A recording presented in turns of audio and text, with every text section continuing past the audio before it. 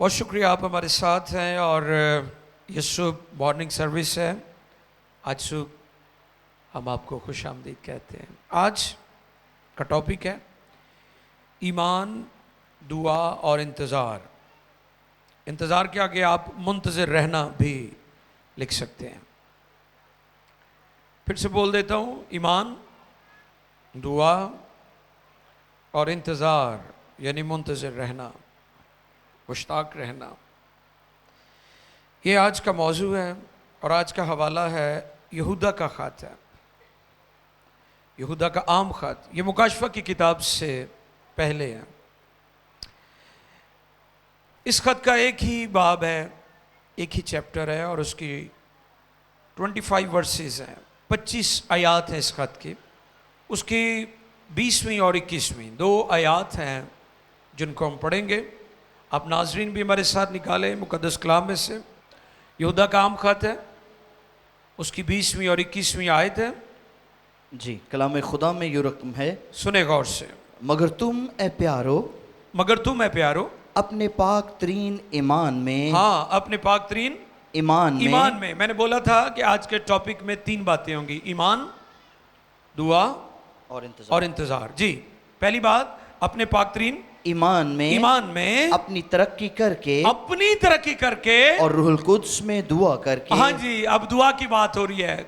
रूहुल Quds में दुआ करके यानी रूहुल कुद्स के बगैर दुआ हो नहीं सकती। फिर आगे जी, अपने आप को खुदा की मोहब्बत में, अपने आप को खुदा की मोहब्बत में कायम रखो हमेशा की जिंदगी के लिए हमारे खुदावंद यीशु मसीह की रहमत के मुंतज़िर रहो। जो तीसरी बात सीखनी थी वो कौन सी थी? इंतजार करना, मुंतज़िर रहना। ये 3 बातें हैं जो आज के टॉपिक में है। वाह, पावरफुल आज का टॉपिक है और मैं इस बात पर ईमान रखता हूँ कि आज बहुत सारे लोग जो रस्मी इबादतों के कायल हैं वो आज़ाद हो जाएंगे। क्योंकि दुआ में भी ये बात जाहिर हो रही थी कि खुदा में रस्मी इबादतों से आज़ाद करना चाहता है। रस्मी प्रस्तिश, रस्मी दुआ, रस्मी तौर पर बाइबल पढ़ना।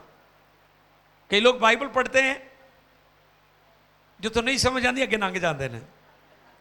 अच्छा, वो कहते हैं चलो पढ़ी तो है ना, समझ आई है तो भावें नहीं आई है, पढ़ी तो है ना, स्वाब मिल जाएगा। ऐसा कोई प्रॉमिस नहीं है खुदा का। आपने जब भी बाइबल पढ़नी है उसको समझना है। आमीन। यह खत जब लिखा गया तो उस वक्त रूहानी बरगश्तगी अरूज पर थी। यानी लोग इबादत में आते थे, लोग कलीसिया में आते थे, लोग चर्च में आते थे, थोड़ी देर रहते थे तो फिर निकल जाते थे, क्योंकि उन्होंने यीशु को पहचाना नहीं था। उनका यीशु के साथ कोई ताल्लुक नहीं बना था। और फिर खतरनाक काम यह होता था कि जब वो चले जाते थे, चर्च छोड़ देते थे, तो ना कि उनके ईमान की तबाही होती थी, वो औरों के लिए भी ठोकर का बाइस बनते थे। आज भी ऐसे ही होता है। अक्सर लोग, आपको पता है, जो मिशनों के लोग हैं वो तालीम देते हो बपतिस्मा नहीं लेना चाहिए। फिर सवाल किया जाता क्यों नहीं लेना चाहिए? वो कहते हो फलां ने भी तो लिया ही सी, वो कड़ा सही है, तो बेहतर है तू बपतिस्मा तो बगैर ही जिंदगी बसर कर ला। ऐसे कहते हैं ना। तो ये सूरत हाल यहां पर भी थी जब यह खत कलम बंद किया गया। बरगश्तगी अरूज पर थी, लोग इबादत के लिए आते थे, थोड़ी देर ठहरते थे, फिर चर्च छोड़कर चले जाते थे। तौबा की, बपतिस्मा लिया दिखावे के लिए।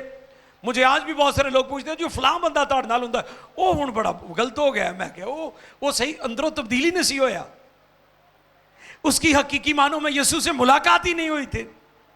उसने दिखावे के तौर पर, आरजी तौर पर दुनिया को दिखाने के लिए तौबा भी कर ली, बपतिस्मा भी ले लिया, लेकिन फिर वो छोड़कर चला गया। तो इन सारे हालात में ये खत कलम बंद किया गया। और आपको पता है खुदा यीशु ने ये बात कही थी कि तुम में बिदतों का होना, ठोकरों का होना लाजमी है, जरूरी है, लेकिन अफसोस उस शख्स पर जिसके 22 ठोकर लगी। उसके गले में क्या किया जाए? चक्की का पाट। बड़ा वजनी होता है। गले में डालकर उसे समुद्र की तह में गहरे पानी में, ताकि उत्ते ना आवे। आप अंदाजा लगाएं कि जो शख्स ठोकर का बाइस बनता है, कलाम उसके बारे में क्या हमें सिखाता है कि उस शख्स की जो सजा है इस कदर संगीन है कि उसे फिर गहरे पानी में फेंका जाए, यानी उसके चेन्स लगाकर, उसे उसके हाथ पांव बांधकर, उसके गले में चक्की का पाट डालकर उसे पानी में फेंक दिया जाए, क्योंकि वो ठोकर का बाइस बना है। यह मामूली बात नहीं है कि आप दूसरों के लिए ठोकर का बाइस बन रहे हैं। कई तो परवाह नहीं ना करते कि असी की करते फिरते हैं, तो इसका नतीजा की निकलना है, उनको परवाह ही नहीं है। लेकिन आप याद रखें कि अगर आप ठोकर का बाइस बन रहे हैं तो उसकी सज़ा बहुत संगीन है। मैं आपको खबरदार कर रहा हूं, डरा नहीं रहा हूं, आपको पता होना चाहिए, क्योंकि ये ज़रूरी है कि आप खबरदार हो। और मैंने देखा है कि जो लोग खुद बरगश्ता हो जाते हैं फिर दूजियों में खराब कर देने जाके दूसरों को भी खराब करते हैं, दूसरों की भी तबाही का बाइस बनते हैं। तो इसलिए खबरदार रहने की जरूरत है। ईमान क्या है? यीशु मसीह हमारा निजात देता है, ये हमारा ईमान है। हालेलुया। यीशु ने हमारा कफारा दिया, ये हमारा ईमान है। यीशु मसीह मरकज है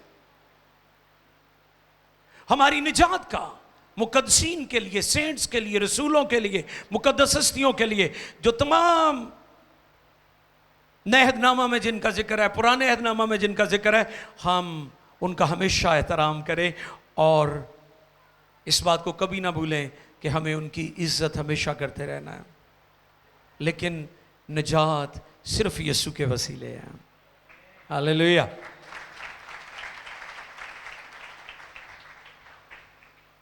आप जानते हैं कि बहुत सारी बिदात हैं, कल्ट्स हैं क्रिश्चियनिटी के अंदर भी, जो यीशु मसीह से इधर उधर हमें लेकर जाने की कोशिश करती हैं। मैं पिछले दिनों यूटा में था, सॉल्ट लेक सिटी, जो मॉर्मनिज्म का हेडक्वार्टर है, और मैं वहां पर बात कर रहा था कि ये दुनिया की तारीख तरीन जगह है जहां पर यीशु मसीह जो मरकज है उसको नजरअंदाज कर दिया गया है और लोगों पर ईमान की बात की जाती है। और भी बहुत सारे हैं, और भी बहुत सारी बिद्दात हैं जिनका जिक्र हो सकता है, लेकिन मैं आपको उस पॉइंट की तरफ लेकर जाना चाहता हूं जो हमारे ईमान का मरकज है, और वो यीशु है। पहली बात ईमान है जो आज हम सीख रहे हैं। यीशु मसीह हमारा ईमान है, यीशु मसीह हमारा कफारा है, और यीशु मसीह हमें दोबारा लेने के लिए आ रहा है। हालेलुया। और हम मुंतज़िर हैं, हम मुश्ताक हैं। और आपका ईमान इतना स्ट्रांग होना चाहिए, इतनी मालूमात होनी चाहिए कि कोई भी आपसे पूछे आप फौरन उसे जवाब दें। ये नहीं कि आपसे किसी ने पूछा है और आप कहें जी अगले संडे पास्टर साहब को जाके पूछांगे तो फिर तुहानू आके दसांगे। ऐसे क्यों है? क्योंकि आप खुद बाइबल नहीं पढ़ते। और दूसरी बात, आपने बाइबल सुनी है, और मैं पिछले दिनों एक खादम के जरिए सीख रहा था कि जो लोग मैसेज सुनकर वाह वाह वाह वाह कर रहे होते हैं ना, वो ठीक लोग नहीं होते, क्योंकि उन्होंने अपने तौर पर तहकीक नहीं की होती।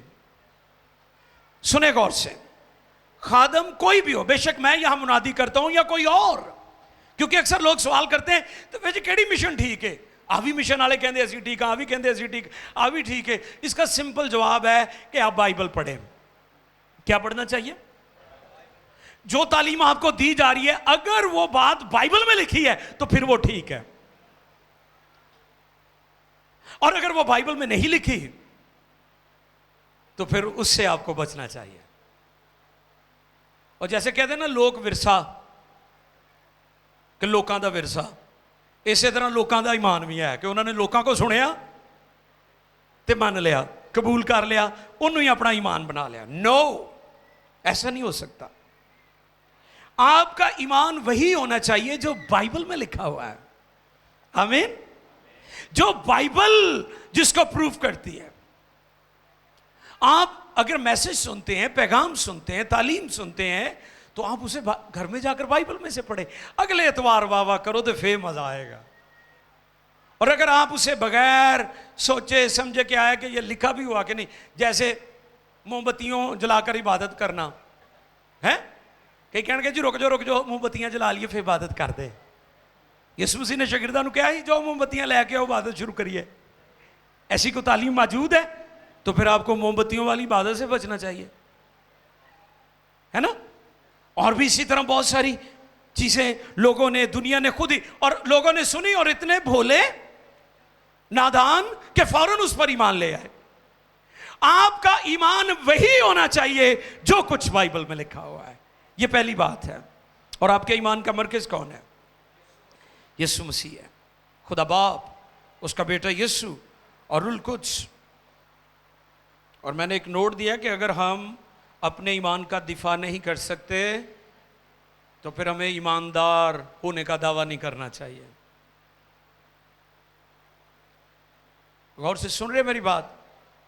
अगर आप जिस बात पर ईमान रखते हैं उसका दिफा नहीं कर सकते, उसकी तशरीह नहीं कर सकते, उसका सबूत कलाम में से नहीं दे सकते, तो फिर आपको उस बात पर ईमान भी नहीं रखना चाहिए और आपको ईमानदार होने का दावा भी नहीं करना चाहिए। और जब आप उस चीज को बाइबल में से प्रूव कर रहे हैं, उसका सबूत दे रहे हैं, तो फिर यह बात काबिल फख्र है कि आप एक ईमानदार हैं। आपको पता होना चाहिए कि आपका फेथ क्या है। What is your faith? आपका ईमान क्या है? क्या आपका ईमान वो है जो आपने सुना सुनाया है? आपको पता कई लोग बड़े जिद्दी होती मिशनों के, कहते ना मैं मिशन नहीं छड़नी, बदरू तड़ कोई कढ़ानी है न कहा अपनी मिशन को कराना है। ऐसे भी लोग मिलते हैं ना आपको। मैं नहीं कहता हूं, मैं तो बहुत कम निकाह पढ़ता हूं, मेरी टीम ही ये काम करती है सारा। कभी कभार मुझे मौका मिलता है मसरूफ होने की वजह से, और कोई वजह नहीं है। क्या वजह है कि लोग, उनको पता भी नहीं इसकी बुनियाद क्या है जो वो मान रहे हैं। पिछले दिनों में मैंने वैलेंटाइन डे के बारे में भी ये बात सिखाई थी कि लोग उस चीज को मानते हैं जिसके बारे में जानते ही नहीं है। आप उस बात पर क्यों कर ईमान रख सकते हैं जिसके बारे में आपको पता ही नहीं है? मेरी बात समझ रहे हैं दोस्तों? जरा आवाज आएगी तो मैंने पता लगना। मेरी बात समझ रहे हैं? आप उस चीज को माने जिसको आप जानते हैं। आप उस बात पर ईमान रखें जो बाइबल में लिखी हुई है।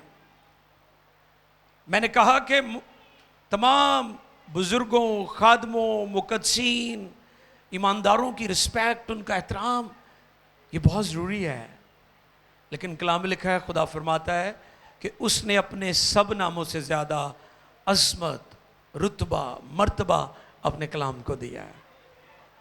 मेरा वही फेथ है जो बाइबल का फेथ है। मैं वही मानूंगा जो बाइबल फरमाती है।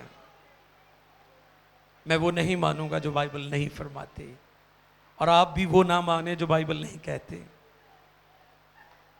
इतने भोले पंछी ना बने कि जो मर्जी आपको बहका दे और आप उसके पीछे चले जाएं। दूसरा पॉइंट, दुआ। दूसरा पॉइंट क्या था? और वो दुआ कैसी होनी चाहिए? अदनान भाई की थोड़ी सी आवाज आई। वो दुआ रूल कुद्स में होनी चाहिए। कलम में लिखा है कि हम नहीं जानते, हमें नहीं पता कि दुआ कैसे मांगनी है, दुआ कैसे करनी है। दूसरा पॉइंट है, ये जो मांगना है ना, ये तो तीसरा चौथा पॉइंट है जो रूहानी तरतीब है। शागिर्दों को जब वो देखते थे कि मुख्तलिफ तरीकों से लोग इबादत कर रहे हैं, तो खुदावंद को कहने लगे हमें भी दुआ सिखा। तो खुदावंद ने जब दुआ सिखाई तो खुदावंद ने कहा जब तुम दुआ करो तो क्या कहो? ओ यस, ऐ हमारे तू जो आसमान पर है। यानी तू ही बुलंद है, तू ही अजीम है, तू ही कादर मुतलिक है, और तू ही सारे जाहो जलाल का बादशाह है। आपकी दुआ में, आपकी प्रशिश में, आपकी इबादत में सबसे अहम चीज खुदा को ऊंचा करना है, उसकी अजमत को बयान करना है, उसकी शान को बयान करना है। कोई प्रोटोकॉल नहीं, इबादतों में कोई प्रोटोकॉल नहीं होना चाहिए, क्योंकि इबादत में जाहो जलाल का बादशाही इज्जत और तमजीद के लायक है। ये जो है ना हमारे रोज की रोटी आज हमें दे, ये तो कितने थल्ले जाके वारी यदि आंदी है, असी जी सब तो थल्ले वारी आंदी है उन्होंने सब तो उत्ते लै आंदा है। साड़ी दुआ रोटी तो शुरू होंदी है, साड़ी दुआ जरूरतों तो ही शुरू होंदी है। साड़ी इबादत तुसी दुआ तुसी फटाफट वेखियो दुआ कैसे शुरू कर दे, तुसी सानू बरकत दे, साढ़े बच्चों को बरकत दे, हमारी दुआ यहाँ से स्टार्ट होती है। और जो इंजील ने हमें तालीम दी है, ऐ हमारे बाप तू, ये दुआ की तरतीब बताई है कि आप जब दुआ करें तो प्रशिश वर्शिप में खुदा के नाम को जलाल दिया जाए, उसको बढ़ाया जाए। और ये तब होगा जब रुल कुद्स में दुआ की जाएगी। कब? अब रुल कुद्स जो है वो दुआ करना आपको तब सिखाएगा जब रुल कुद्स से आपकी वाकिफियत होगी, जब रुल कुद्स आपका दोस्त होगा, जब रुल कुद्स आपकी जिंदगी में सुकूनत करेगा। ठीक है? और अगर रुल कुद्स आपकी जिंदगी में सुकूनत नहीं कर रहा, वो आपका मददगार नहीं है, उसने आपको मामूरी नहीं अभी तक बख्शी, तो फिर आपकी दुआ भी रस्मी होगी, फर्जी होगी, और वो दुआ जो है किसी काम की नहीं। और पाकरू उनको दुआ सिखाता है जो पाकरू की सुनते हैं। किनको सिखाता है पाकरू दुआ?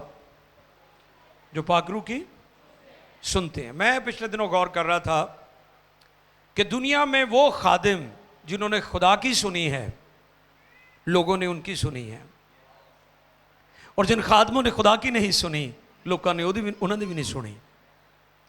तरले लेंदे रहे ने, मनादी करते रहे ने, राशन भी वंडते रहे ने, बाहर का वीज़ा भी किसी ना किसी तरीके ना लवाता, लेकिन बंदे फिर कोई नहीं रहे उन्होंने कोल, क्योंकि ये वो लोग हैं जिन्होंने खुदा की नहीं सुनी, लोगों को अपने तरीके से पीछे लगाने की कोशिश की है।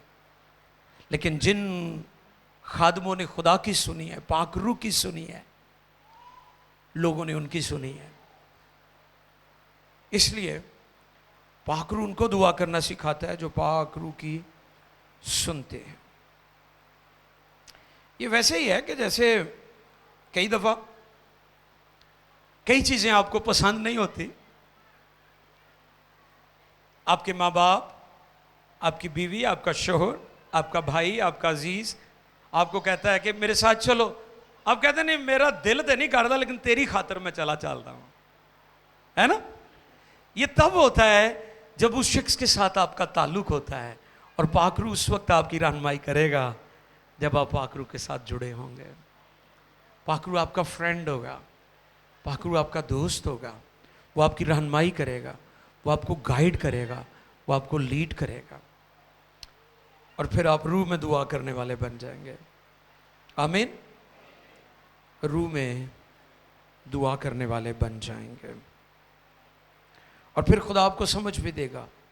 सैमुअल के बारे में आप जानते हैं, जब वो छोटा बच्चा था, उसे आवाज आ रही थी, और वो क्या समझता था? वो समझता था कि एली मुझे बुला रहा है। वो भागकर उसके पास चला जाता, क्या आपने मुझे बुलाया? उसने कहा नहीं, मैंने तो नहीं बुलाया। आवाज किसकी है? खुदा की। फिर उसने उसे गाइड किया कि अब तू उस आवाज को सुने, तू कहना कि तेरा बंदा हाजिर है। ये लेवल उस वक्त आता है जब आपकी अंडरस्टैंडिंग हो जाती है। कई लोगों को खुदा आवाजें दे रहा है, उन्हें कोई पता नहीं है।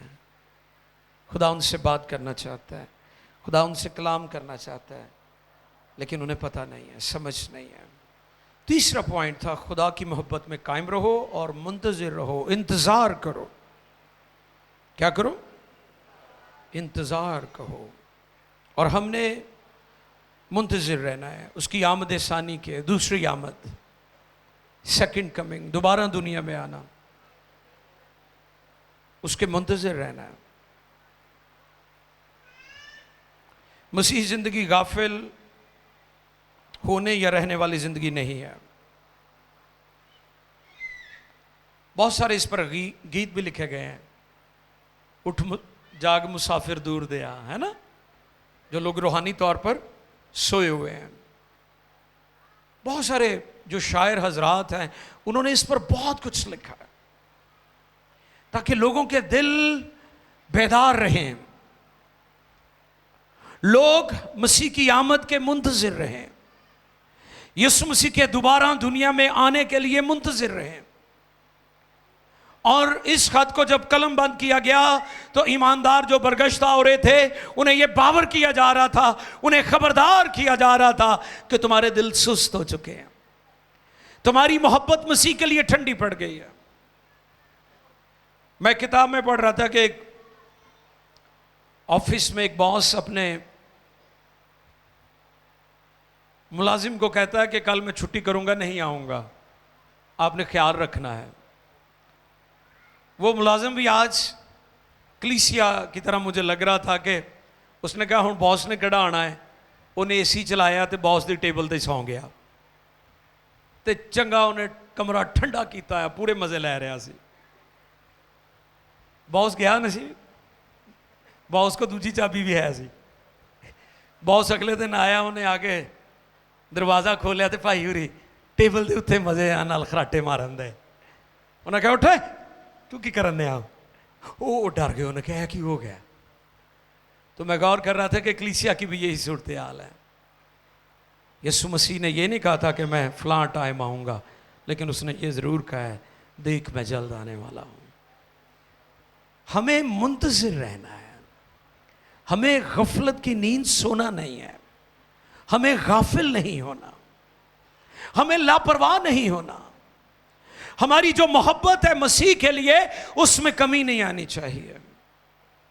ये आज का मौजू है, ये आज की बात है, ये आज का पैगाम है। हमें उसके मुंतज़िर रहना है, हमें जागते रहना है। और जब वो आएगा तो आप जानते हैं कि यीशु ने एक तमसील कही थी 10 कंवारियों के बारे में। ये कंवारी की जो इस्तिलाह है, इससे मुराद ये नहीं है कि जिन्हों का ब्याह नहीं होया, इससे मुराद है कि वो लोग जो यीशु के लहू से धुल गए हैं, पाक हो गए हैं और वो उसकी दुल्हन है, मसीह के लिए अपने आप को बचाया हुआ है।